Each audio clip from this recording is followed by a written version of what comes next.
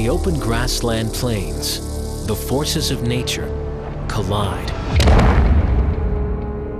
Survival depends on superpowers. Cats go into hyperdrive. Grazers become battering hulks. Squirrels take on snakes like street fighters. New tools are giving us the inside story on the amazing things animals can do, revealing the brilliance within the brawn, even in the very heat of the moment, when life and death is decided in the blink of an eye.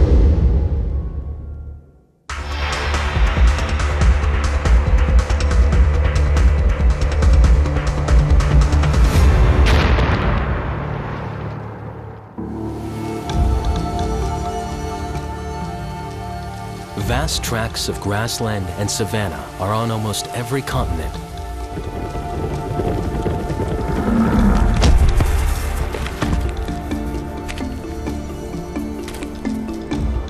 Ranging across this open, horizontal world are the planet's largest concentrations of herd animals. They run on hooves, eat grass,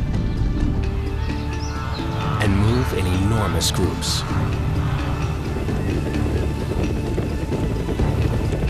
And this draws the interest and appetite of some of the most powerful hunters on Earth.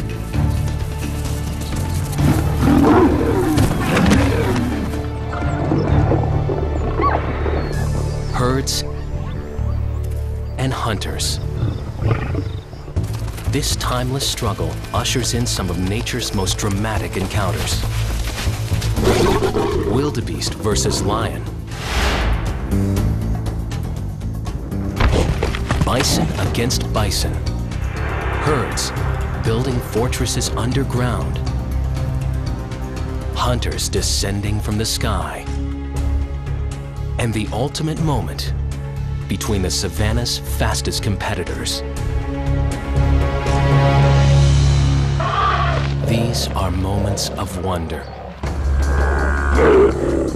Just seeing them is a miracle.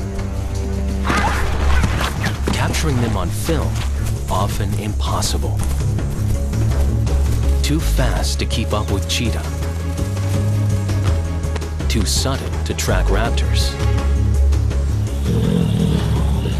Lions lost in the savanna's omnipresent grass. But if we could capture this stop-time drama, the secrets of one of nature's consummate encounters can emerge. Chief among the life and death moments on the African Serengeti are the ones that unfold between the great herds of migrating wildebeest. More than 1 million strong, and the prides of lions that live along the way.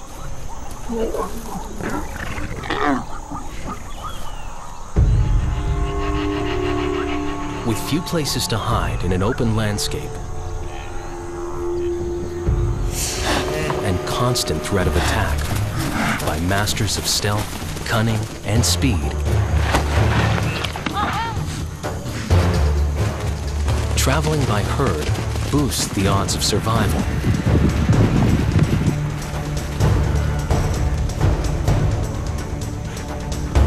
It's a cruel calculation. A herd presents a larger, more obvious target. But the risk on any individual wildebeest is reduced. Of course, it's inevitable that some will fall prey.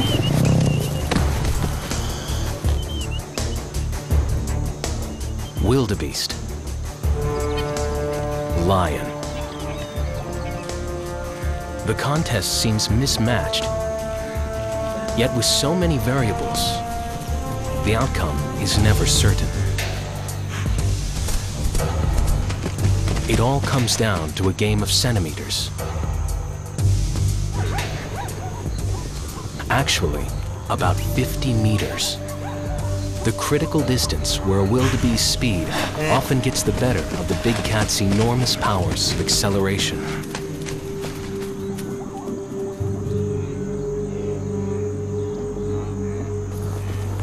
Of these opponents, the wildebeest doesn't look like much of an adversary.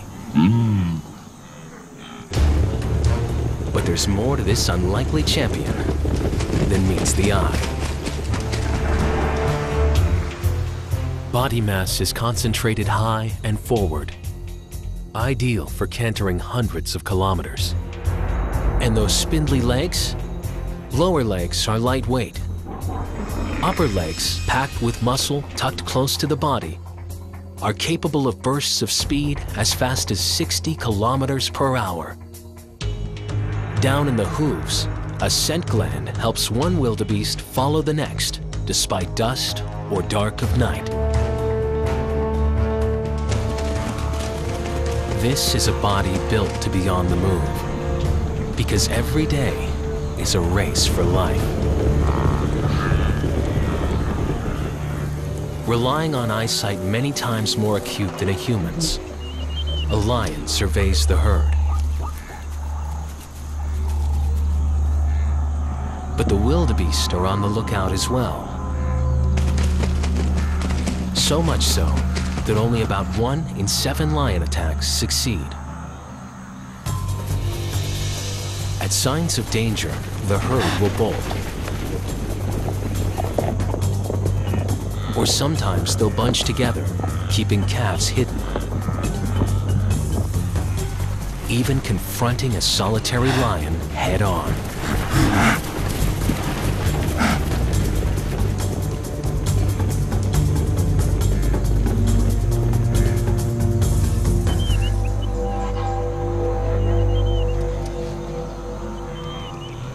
For the wildebeest, the grass is life.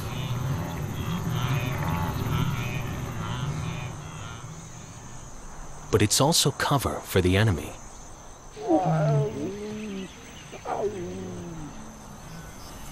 This lion, hidden in the grass, senses an opportunity. A mother and calf have strayed from the herd.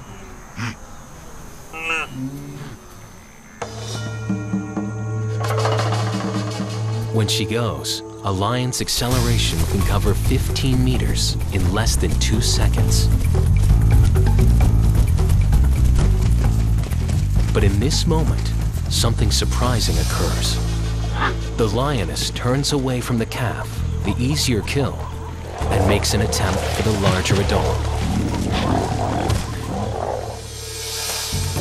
Why she does has everything to do with where these rivals were just seconds before. Having penetrated so far inside the wildebeest's escape zone, perhaps the lioness feels she now has a chance at running down the bigger meal. And unlike the wildebeest's long and lean lower limbs, the lions are short and heavily muscled. It's like a matchup between a marathon runner built for endurance and a sprinter with a weightlifter's strength. The lion's charge zeroes in on the wildebeest's vulnerable flanks. Then there's the leap. Cats can rotate their wrists, wrap their paws around prey, and unleash jackknife-like claws to hold on. Though the wildebeest outweighs the lioness, it isn't designed for side-to-side stability. A lion's powerful shoulders and momentum can knock it over.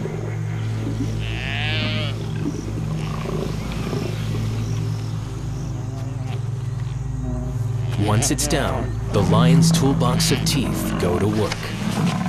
To seize the throat or to clamp over a muzzle, long canines bite like daggers, killing by suffocation. Later on, upper and lower carnassial teeth work like scissors to slice meat.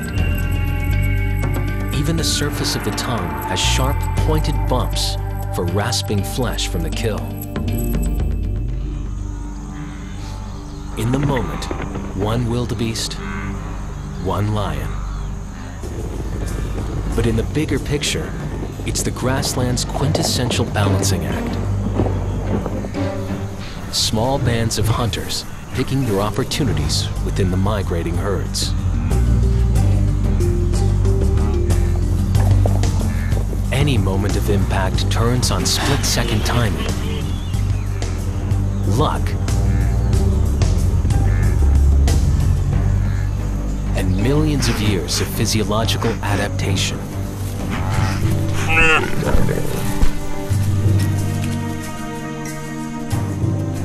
It's hard to imagine another animal with superpowers like the king of beasts.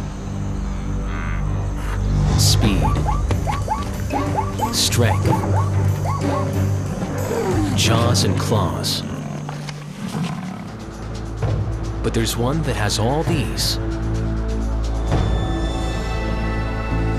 and it can fly.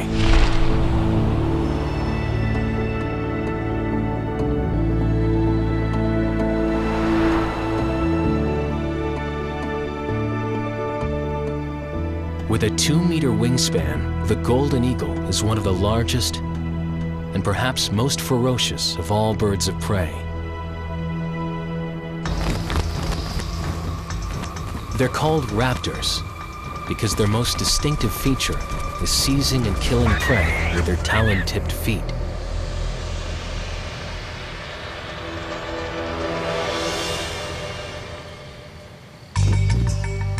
This aerial hunter patrols an area in excess of 24 square kilometers. And they can dive nearly 320 kilometers per hour.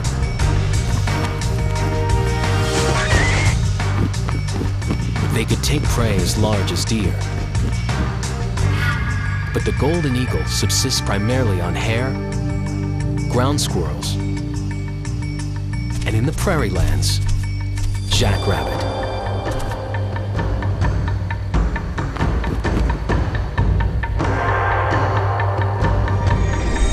Outstretched claws rocket in, like bullets from above.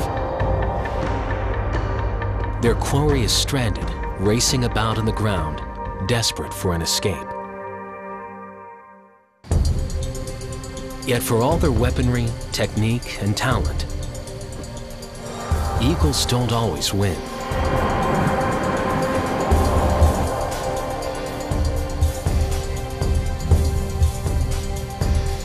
Even so outgunned, a rabbit can survive an eagle's airborne assault.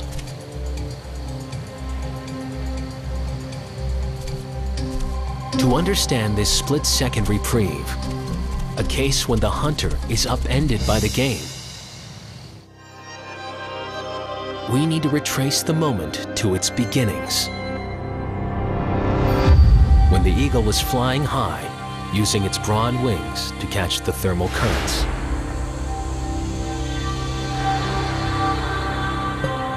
An eagle's wing bones are actually hollow, keeping them light. Most of the bird's weight and power are in the flight muscles in the chest. And deep within, a tiny wishbone absorbs the strain of its powerful flapping wings. These wings are ideal for soaring. But compared to the high-speed wings of other raptors, like falcons, an eagle's broad wings have a harder time making extremely tight turns. Something jackrabbits do exceedingly well. But these birds can see a rabbit twitch from hundreds of meters away. They're famous for their eagle eyes, orbs larger than their brains, delivering an image 3 times sharper than a human's.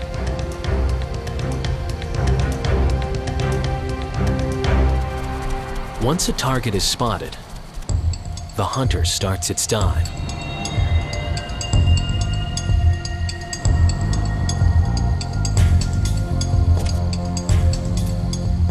But a jackrabbit doesn't give up easy. Its powerful hind legs can propel it along at more than 64 kilometers per hour.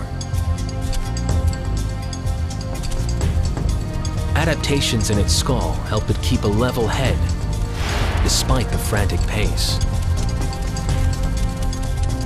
The rabbit skull is built on a shock-absorbing joint to help stabilize vision during leaps and bounds at top speed.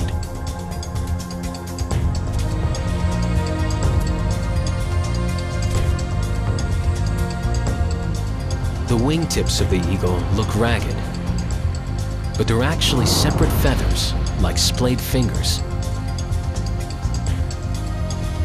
Individual winglets for better lift and to keep the bird from stalling as it's braking.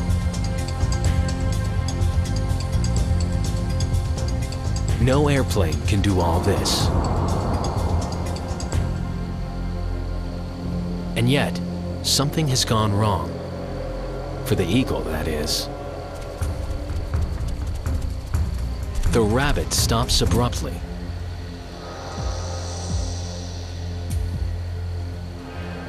And the eagle overflies its mark.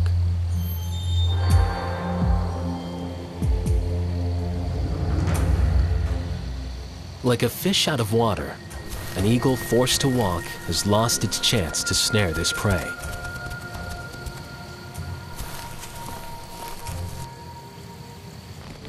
For all their amazing weaponry, hunters are only successful a percentage of the time.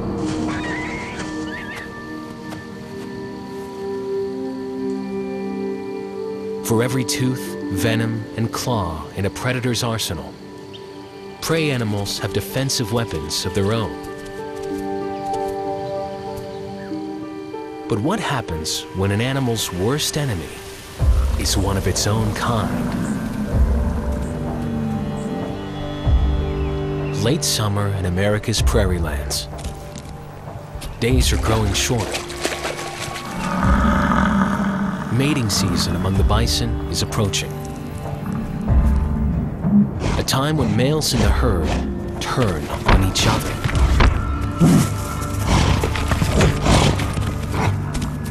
It's known as the rut. Bulls will stage aggressive displays to compete for females.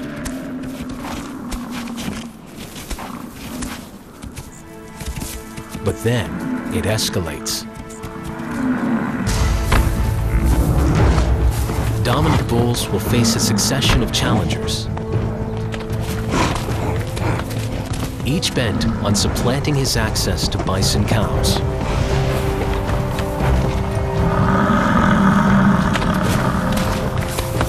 When bison meets bison, it's a moment of pure impact. How are the bodies of North America's biggest brute engineered from within to dish out maximum force? From their earliest days, they're born with bison attitude, even before they've grown the beef to back it up. But within just a few years, they'll weigh in at more than 900 kilograms. With this much body armor, they're ready for a rumble.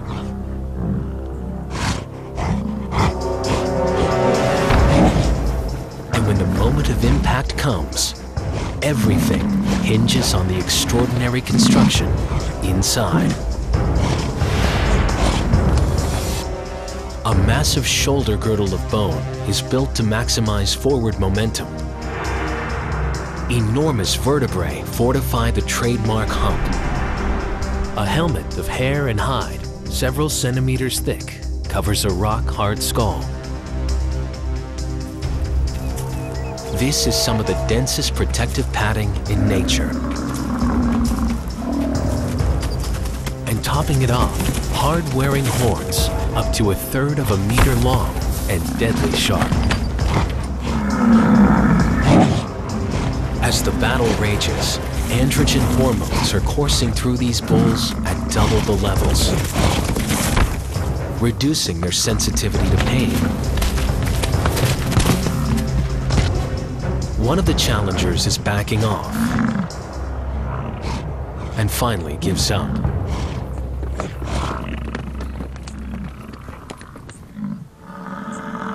Animals with a rutting season knock heads just once a year. For another, head banging is a way of life.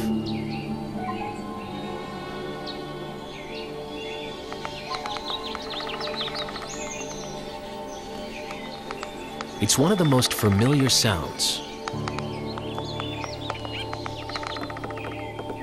A creature finding a way to amplify its presence way beyond its size. But how on earth does this bird's brain withstand the punishment? Up to 20 times each second, face first.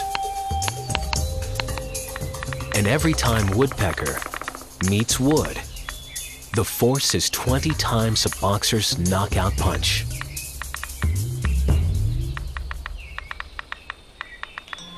Woodpeckers are equipped with strong bills to chisel out a nesting hollow, to probe for bugs, and to drum out a mating call. But for this moment after moment of impact, the durability of the exterior hardware owes everything to the operating system inside.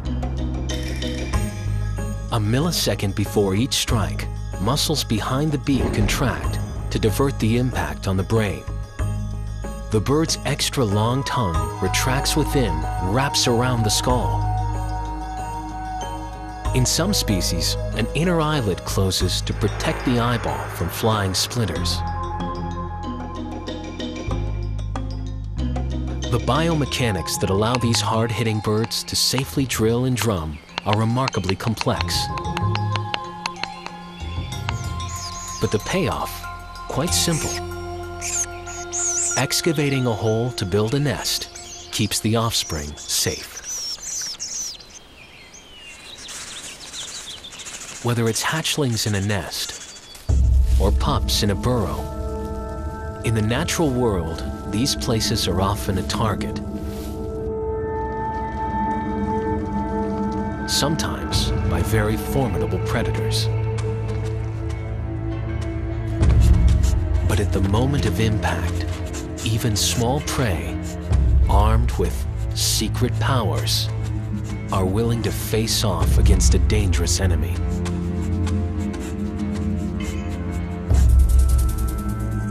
Just a flick of the tail and the sound of the rattle are usually enough to provoke fear among most of us. The moment is primal. An encounter with one of nature's most efficient and specialized predators, rattlesnakes. Forked tongue, highly venomous, deadly. In the heat of the late afternoon, a rattler is on the move and hungry. In these Northern California grasslands, ground squirrel is one of the preferred prey. You wouldn't think that this would be much of a contest at all. Think again. It may look foolhardy, but the common ground squirrel has evolved superpower defenses to protect the colony at this moment of danger. The heart of the squirrel's strategy is deception, looking and behaving like something else. And why it works has everything to do with how its opponent sees the world. A distinguishing trait shared by a group of venomous vipers around the world is the heat-detecting organ located on the sides of their heads. They're known as the loreal pits, external openings to a pair of extremely sensitive heat registers that help the snake judge the location and the size of warm-blooded prey. Working like a pair of rudimentary eyes, heat pits enable a snake to discern something warmer by only 0.003 of a degree from the surrounding temperature.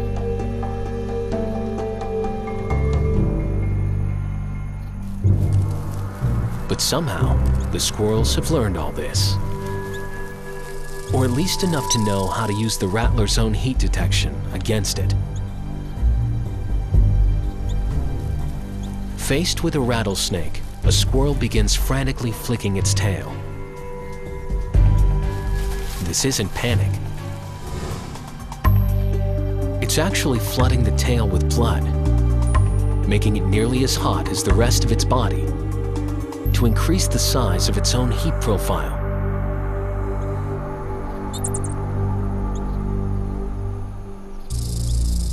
The snake is thrown on the defensive.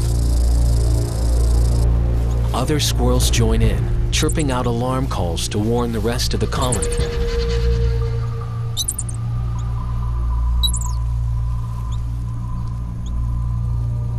Adult squirrels can risk being quite bold. Even if they get bit, enzymes in their blood render the venom less toxic.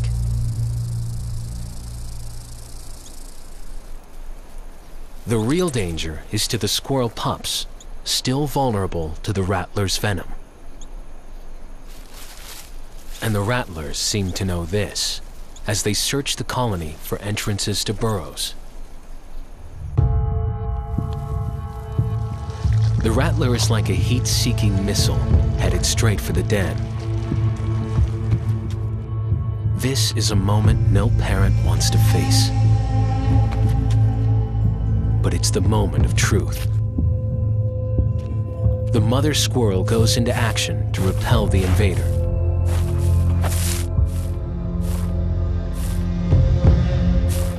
The snake is risking burial under the dirt. Finally, it retreats.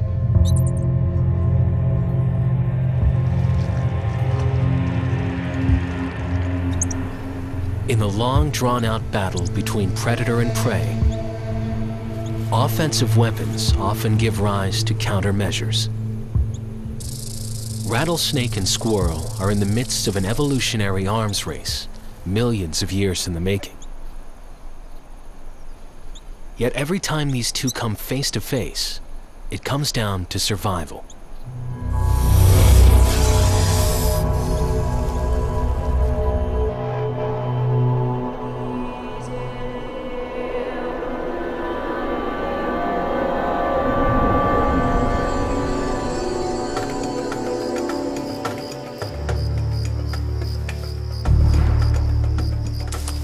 Not every grassland encounter is so one-on-one.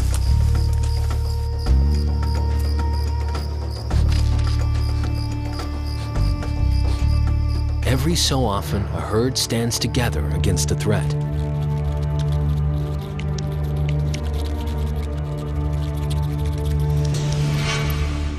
Sometimes it takes an entire army responding as one at a moment's notice against an invader. With termites, the idea of a herd goes to a new level, forming super colonies capable of super-sized fortresses. Like castles that can rise over 6 meters in height, the termite mound creates a safe zone in the midst of the open grasslands. A humid microclimate sheltered from the drying effects of the African sun. Key to the health of the nest is engineering that captures wind to circulate air through the mound.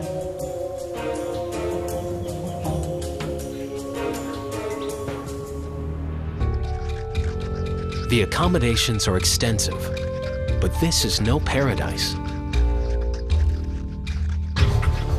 Not when intruders drop by so frequently. It's not surprising that so many animals have evolved a taste for termite. They're abundant. Planet-wide, ants and termites make up 20% of animal life. And as a source of food, they contain more protein than steak. The real question is, how do the termites survive all the attention? They have a secret weapon, and she has superpowers. Buried deep below the mound is the termite queen.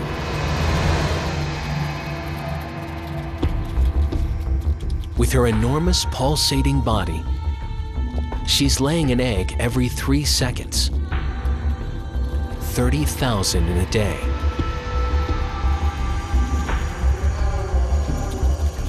She's also secreting a pheromone that stimulates her blind workers to catch her eggs like midwives and carry them to the nursery.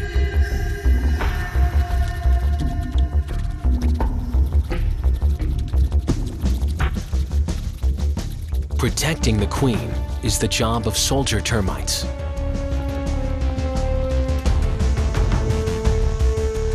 When a moment of invasion occurs, they are ready to defend the mound.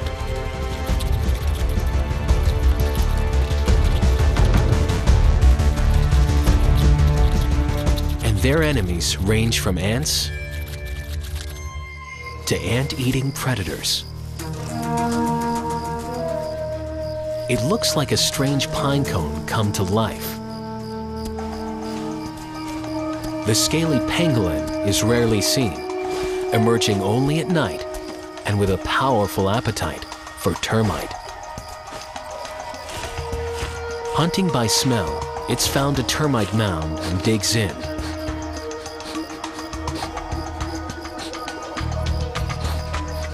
But it really makes headway with one of nature's more bizarre utensils. The pangolin can extend a tongue 40 centimeters in length, and as it probes, it's covered in a sticky termite-catching slime. Soldier termites fight back, using razor-sharp jaws to bite and tear at the intruder. The invasion may have accounted for losses in the thousands. But with the queen's prodigious egg-making, that'll be made up in less than a day. She ensures that this underground herd will endure, relatively safe, for decades.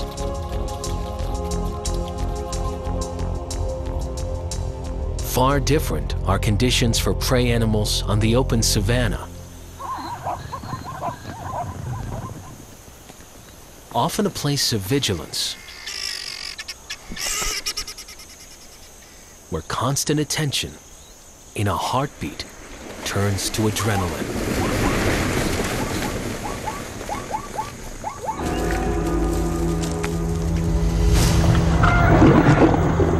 Here, 3 lions have stolen a baby giraffe. The mother is trying to beat them back. A giraffe's front legs are longer than the back ones, and they are surprisingly robust, capable of delivering a lethal blow.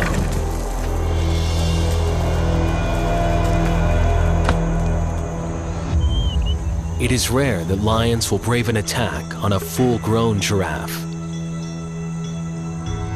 The lions have done most of the damage, but in the heat of the moment, she may have trampled her own calf.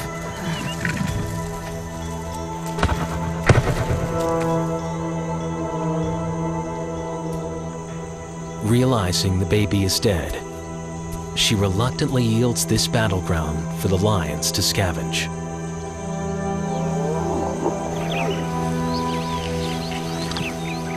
More than half of all giraffe calves fall prey, typically to lions or hyenas.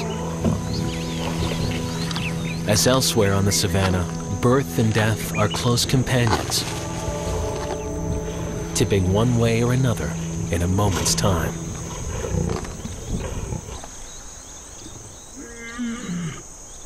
Every animal on the planet grows into its body.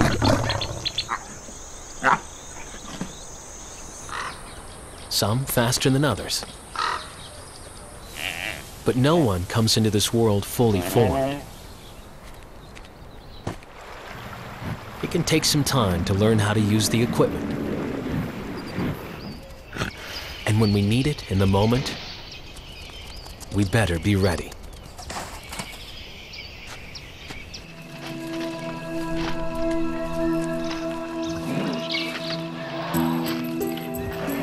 Imagine what it's like growing into one of the biggest bodies on Earth.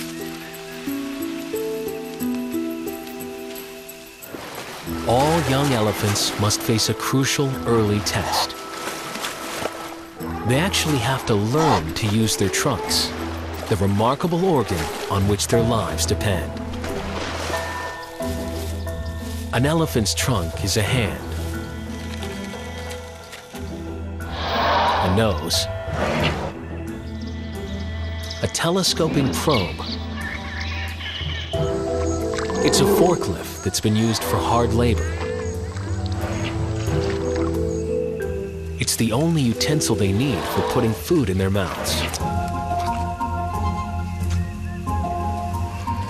And in the water, it's a cannon,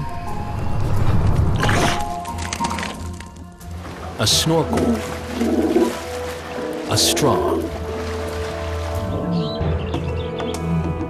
A baby elephant nurses from its mother with its mouth. This calf is trying to drink water the same way. A young elephant can get pretty frustrated trying to get momentum into its dangling appendage.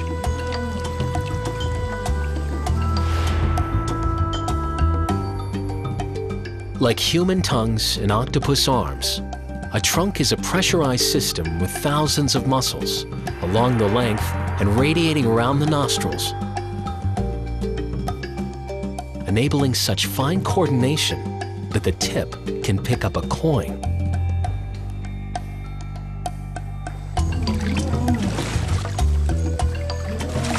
Once they learn, everything an elephant eats and drinks will be put into its mouth with the trunk. And the skill with which they use it can at certain moments turn into an instrument for some sort of higher intelligence when they're touching the bones of their dead. For an animal so well known for its size, vital to the design is perhaps the most versatile tool in the animal kingdom.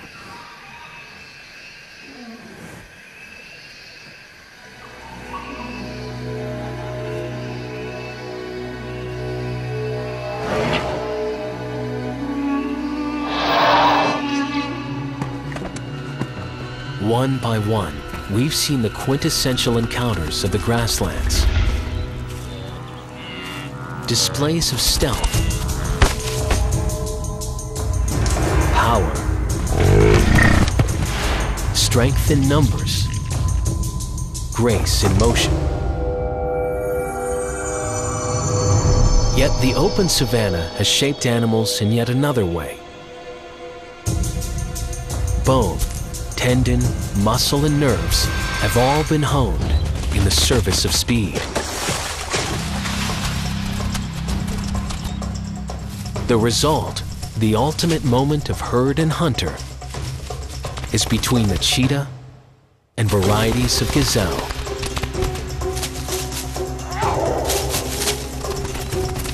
How these biomechanical missiles compete seems to push the very envelope of what an animal body can do. When these two ancient adversaries face off, success or failure often comes down to which one is in top form and a bit of luck. First, the cheetah. At a dead run, they may be able to sprint nearly 100 kilometers per hour, the fastest mammal on Earth.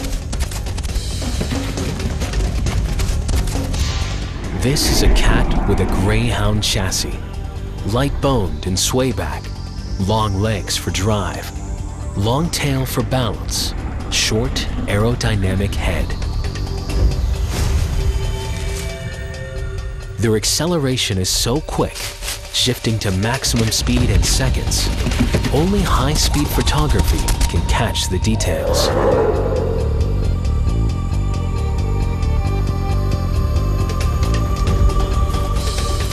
Cheetahs are rocket fast. They have to be. So is their prey.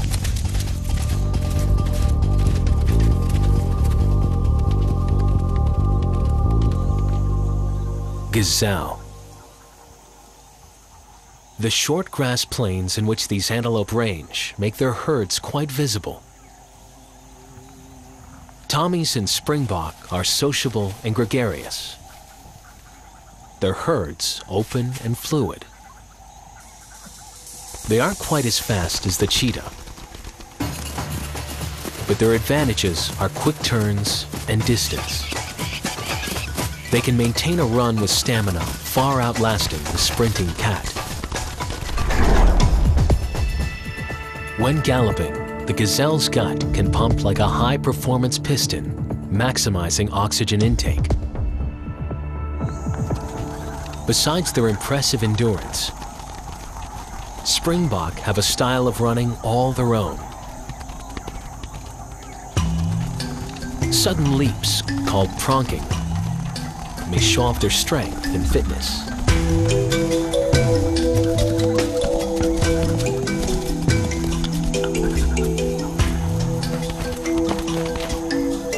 But survival depends on vigilance. Knowing where the hunters are and getting away in time.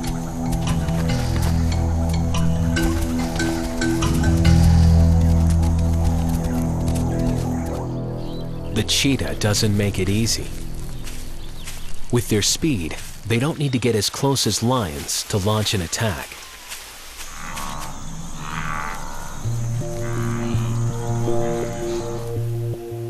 Their spotted coat helps them hide in the grass. This is a highly visual hunter. Black shading under each eye cuts glare. Large forward-facing eyes provide color vision. And within the eye, a specialized band of nerve cells increase their powers to focus on prey moving across the landscape.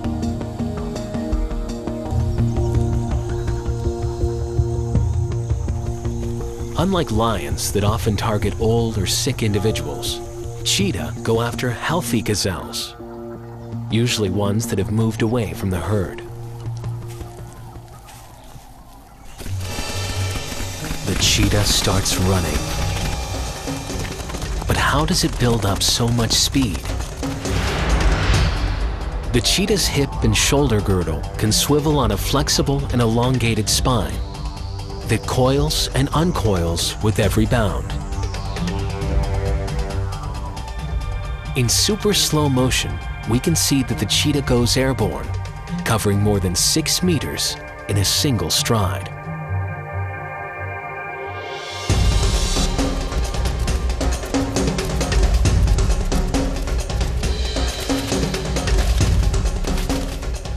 Its spine curves backward in the extreme, while ligaments at the bottom and top of the spine stretch and snap back, in effect shooting the cat forward. With hair trigger responses, this antelope attempts its escape. Though it is slower, it can out-corner the cat.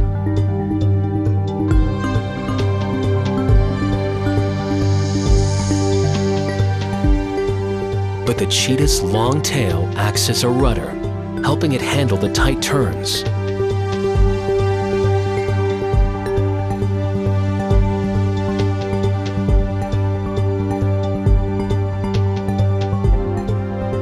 Even while moving so fast, a cheetah can extend one paw to trip up its prey.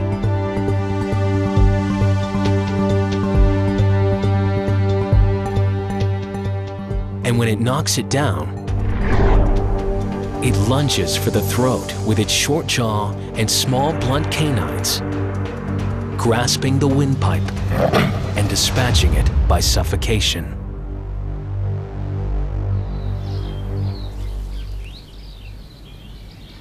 Today, this cheetah has been lucky. And though this one gazelle has met its match, the rest of the herd, by force of numbers, lives on.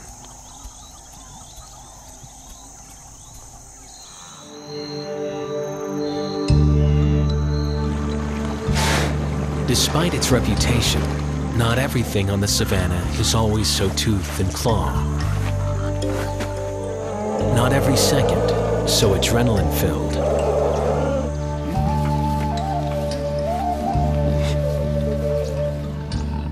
Most of the day passes unexceptionally. But every now and then, there's a moment. Often the split second between life and death. When creatures are tested to their core, survival is never secure. As conditions change, nature finds new ways to adapt the equipment.